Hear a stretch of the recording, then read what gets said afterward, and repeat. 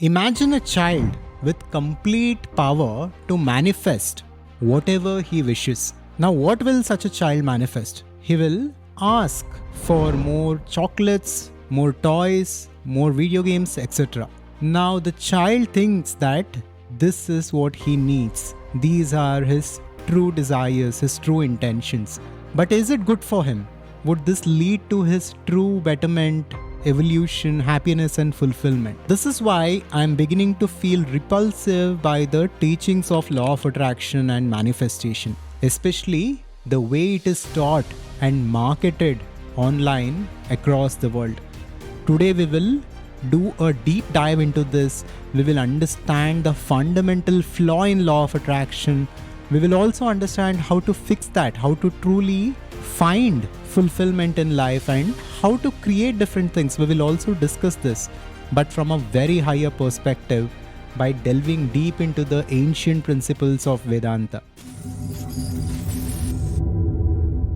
While superficial desires may be enticing to us, it is not the way to true fulfillment. And in fact, it can be dangerous for us in the long run, for our own evolution and for our spiritual growth. This can be the biggest obstacle. Now, in part 1, we will discuss the limitations of law of attraction. Let us explore the teachings of law of attraction in greater detail. Law of attraction simply states that our thoughts, our intentions create our reality. Like attracts like, our thoughts have an influence on reality, our emotions create the environment that we experience. So all of this, most of you are already familiar with. These are very popular teachings across the world. But what is missing in this and why is this dangerous when we look at it from a higher perspective? Now, law of attraction suggests that positive thoughts attract positive outcomes while negative thoughts attract negative outcomes. This seductive idea implies complete control over our reality through the power of thoughts. However, this is wrong. This sense of control is just an illusion. Thoughts have an influence on our reality, but thoughts are just on the surface. We need to deep dive into the essence of reality to understand the other elements in play. For example, law of attraction doesn't talk about the teachings of karma, the memory that we carry at different dimensions that is shaping our life, that is responsible for the current life circumstances and for our future experiences. Now, I'm not saying that everything is predestined and we are supposed to experience and live a life that is already designed for us. That is not at all the idea that we promote in this channel. Our channel is all about consciousness and conscious creation. But we need to understand that thoughts are just one aspect of reality. It is not the entirety of reality. And apart from this, let us revisit that example of the child with the power of manifestation and law of attraction. What happens if we give fire to a child? This is dangerous, right? All of us understand this.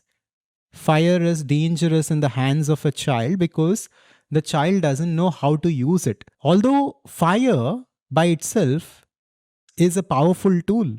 It can be used for cooking, it can be used to cast different things, but in the hands of an unevolved user, it can be dangerous. Just like this, law of attraction, although has certain truth to it and has a certain power associated with it, when we are not evolved and when we are not deeply clear and connected with respect to what we are manifesting can be dangerous in our life. So this is why we must seek spiritual evolution before manifestation. And spiritual evolution happens through the understanding of reality. To this, we must understand the principles of Vedanta. And to do this, let's come to part 2, which is the essential teachings of Advaita Vedanta. Now, Advaita Vedanta is simply the teachings of the ancient Upanishads that are more than 10,000 years old, which is the essence of Sanatana Dharma. And these teachings tell us about the nature of reality.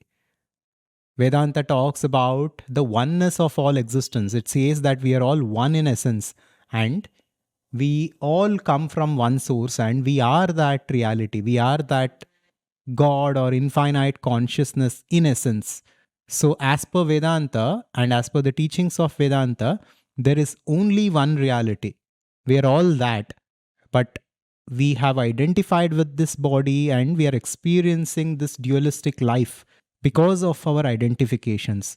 And it also talks about our infinite potential. Vedanta says that what we are seeking is already within us.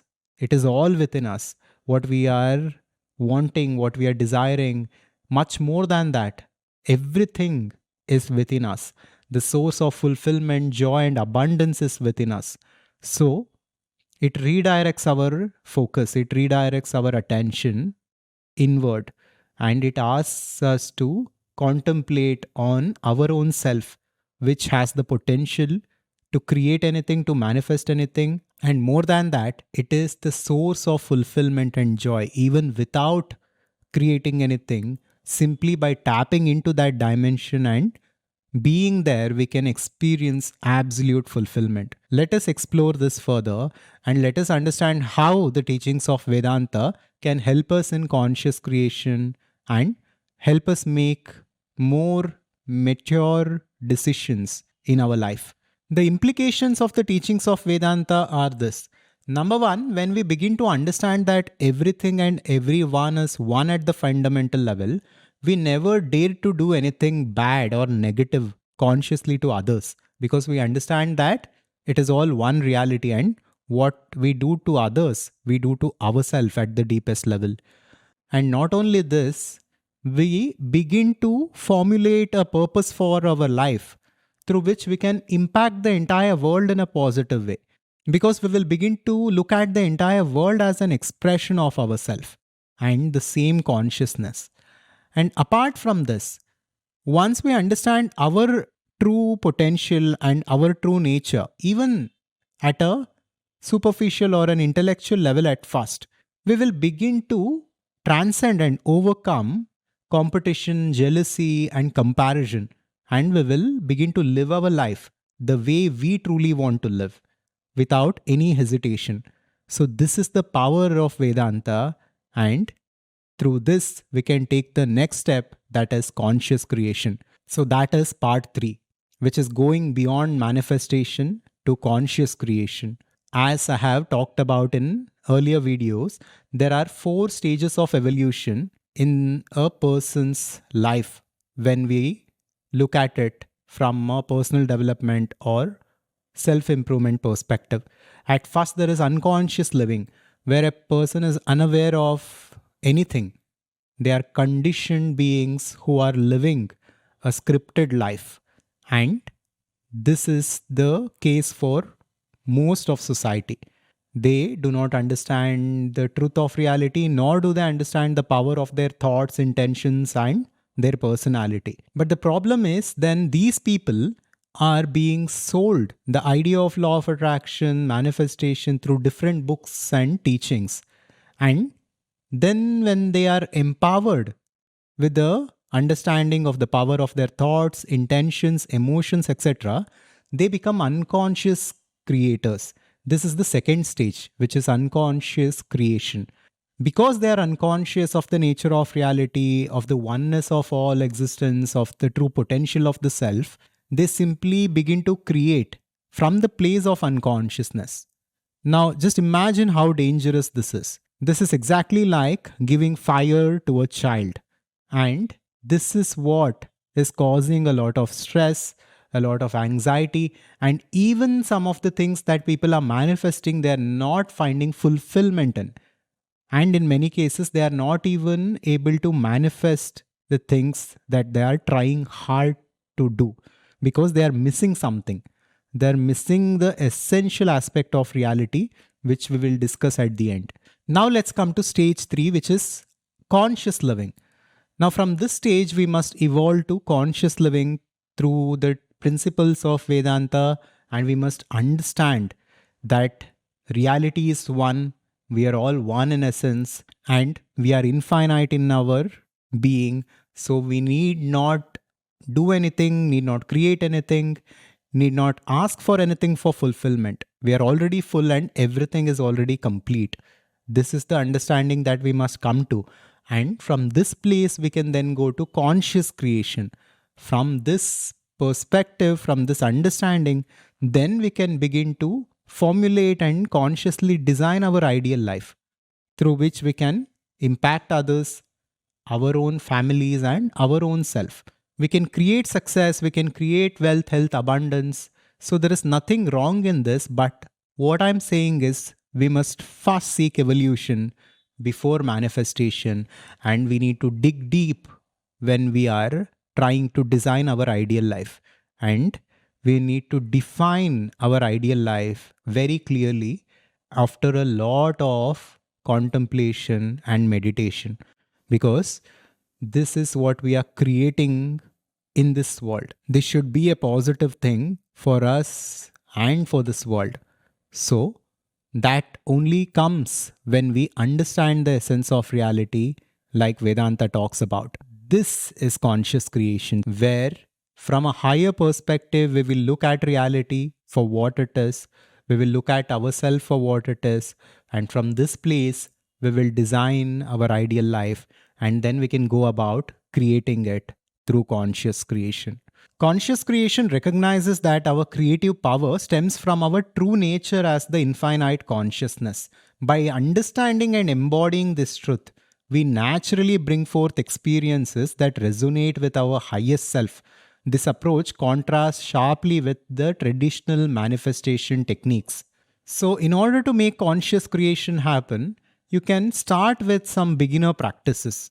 Number one, you can begin meditation in your life. Just simply sitting for 10 to 15 minutes every single day and just simply witnessing your thoughts, your belief systems, your desires and motivations.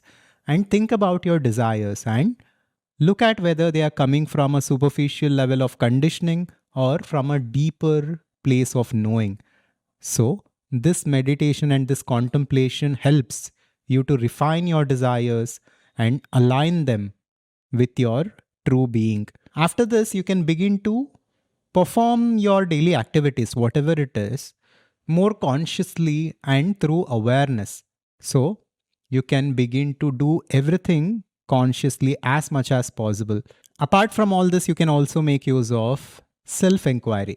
You can begin to question yourself, who you are, beyond the body, beyond the mind, beyond the name and form.